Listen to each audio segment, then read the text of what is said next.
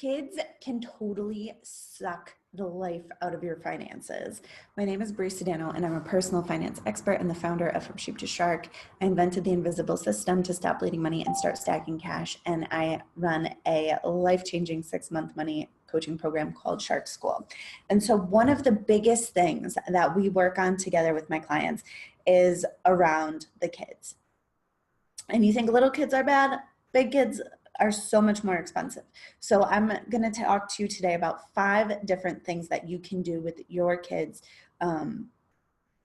to help them understand money and treat it with respect, and not just be like relentlessly asking you for tacos and donuts and driving you nuts. Okay, so when the kids are little, so I have 3 little techniques for smaller kids. Now, the first thing that you want to do is watch your language. You don't want to blame every single time that you say no to them on the money. And the reason is because this sets them up for a lifetime of like self-worth and money issues that I deal with my clients like when they are full-formed adults. So if they say, "Mom, can I have a donut? Mom, can I have this, Mom?" Instead of just saying, "No, I don't have the money for that," because what you're really doing is putting the control on the money, which is not necessarily what we want to be doing. You just want to say something like, "That's not a priority for us right now," or "That's not a healthy choice," or something else. Even if the real reason is like you're strapped for cash. And you can talk about that from time to time. What I'm suggesting to get away from is blaming every single denial of their requests on money. Now, when it comes to little kids, I just have like 2 very quick suggestions that you can do. So if you're at a store, you can let them take a picture of all the things that they want. This is a technique that I've seen blogged about on some other places. And so if they're like, "Mom, can I have candy then? Mom, can I have this? Mom, Mom, can I have all these things?" You would let them take a picture on your cell phone where they get the satisfaction of it.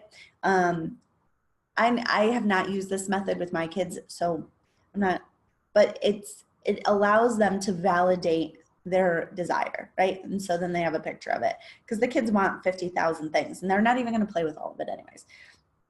And the other thing that you can do with like small to medium size age kids is to set a dollar amount for the trip and let them choose how to do it.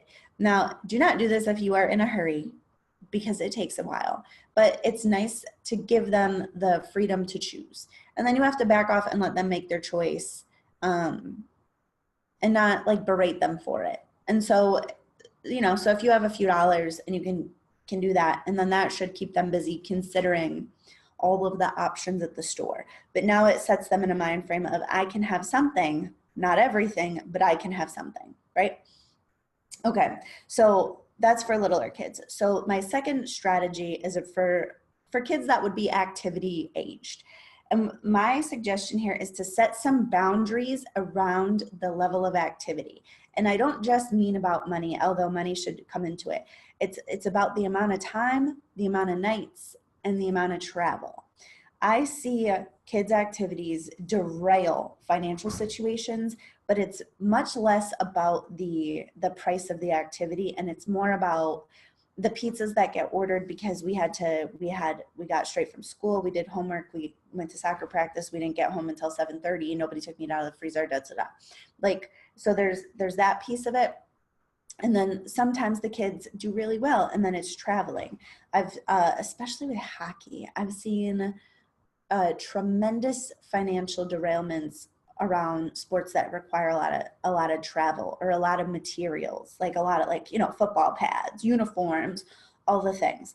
And so what I would suggest doing is at the beginning of the year, set some boundaries around that. So if the kids are going to do an activity, is it going to be 1 night a week? Is it going to be 3 nights a week? Are we available to do travel? Are we not available to do travel? And I'm not going to lie. So here's where the jam up happens, is because parents see when the kids get a little bigger and they can travel with their sports. And so now you're paying for a hotel, you're paying for dinners out, and you're doing all this stuff, and you would rather be home folding your laundry. Parents really love their kids and they do these things, but the cost is detrimental. And then Where they get stuck is they feel like they have to take it away from the kid. Now they're going to have to eat the guilt and all this stuff. And so they do it anyways. And so this can really derail the finances, especially when it's like hotel rooms and dinner for 5 and like all of the shenanigans. And then you don't even have time to do all the things that you wanted to do. So I think number 2 is set some boundaries around activities.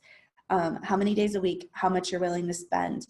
And then you don't want to just think about the cost of like the tuition or whatever. You want to think about the cost of the tuition, the cost of any supplies, the uniforms, all the things. Okay, so for bigger kids that I would say are like middle school age or maybe even high school, depending on how mature your kids are, is you want to set a budget for them for certain things. So you're their parents, chances are you're going to buy them clothes, right? Like, and you might want to say, hey, you're going to get to $100 in August to buy your school clothes, or you're going to get $100 at your birthday. And the point of this is to 1, let them have some freedom of choice, and to 2, let them kind of understand the way money works and that they're not going to get something every single time you go out, but they can have the things that they want. And so there's a balance there. But I find that tends to work. I find my daughter is, and I'll tell you, I do this with my daughter because she asks for new clothes. Yeah, like most of the time that she talks to me, she's like, Mom, I don't have anything to wear. And that's not true. Like, she's never naked. There's clothes in the laundry. There's clothes on her floor. There's clothes everywhere. So like, I know that she's got clothes, right? So she's got clothes, but she asks me for clothes. She tells me that she's got none. And so when it comes to school shopping, I give her a budget because she is much more careful about what she gets, and she buys things that she likes a lot better than when I just take her and I just swipe the debit card. It's a whole different method of shopping where she's in charge of her boundaries. She's in charge of where her spending goes than when I just buy it. It's a big shift. Okay. Number 4 is set boundaries around your bigger kids, like your late teens or college age students. And so when kids get into those later years of high school, the expenses go bananas because now it's a car, now it's gasoline, car insurance, college, spending money. And the ability for kids that age to do massive, it's not necessarily damage, but to really cost a ton of money is there. And so you want to think about these things in advance. So that way, when the time comes to pull back, you're not like pulling the carpet out from under them. But let's just say, for example, when the kid first gets their driver's license, you say, all right, well, you can use my car and I will pay half of your car insurance and you're going to have to pay the other half if you want to drive. Now, listen, you're going to set whatever's reasonable for you. I'm not suggesting that method, but I'm suggesting the method, but you pick whatever's reasonable. If the kid pays $10 a month, great, that's fine. But you have to pick something that's reasonable for them to be able to achieve. And freedom and responsibility go together. And so what I find when you give the kid all of the money to have all the freedom, but they don't have to carry any of that responsibility, what ends up happening is they just become dependent because they've never had the opportunity to manage their adulthood. They've never really had the opportunity. And so that is one of it, right? Like that's some of it. So you want to, when you're, if you're going to pay their car insurance, and then you want to have a time frame for it to taper off so that way they can carry that responsibility on their own. The same thing for, if you're going to make their car payment, well, great. How long are you going to do that for? Are you going to do that forever? Same thing with their college loans. If you're going to pay for some of it, that's cool. If there's a cutoff point, you should tell them in advance. Don't surprise them with it. A lot of times we put these things off because we think we can do it all and then we can't.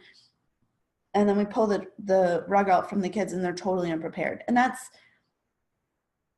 not the best way to do it either. So if you think about it and you set some boundaries and you give the kids some notice, then that way they can be prepared and they can think about these things and take it on responsibly.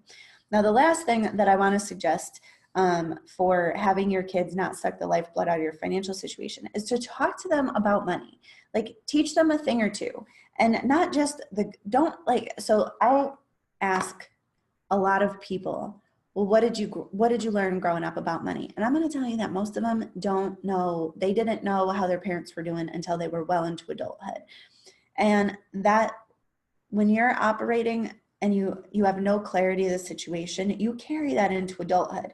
And so if you have the opportunity to have a teaching moment about how savings accounts work, or why you would save money, or even if you made a mistake and you see that you made a mistake and you confess up to that, having those conversations, those real candid conversations around money, really helps somebody who's growing to understand the way that it all works.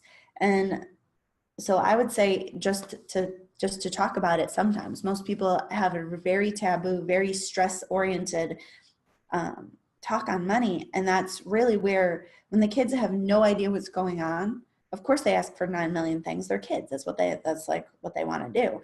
And so if they have a better understanding of, oh, we save money for this reason, or or, hey, I know my parents are in this spot, they can gauge based more in reality.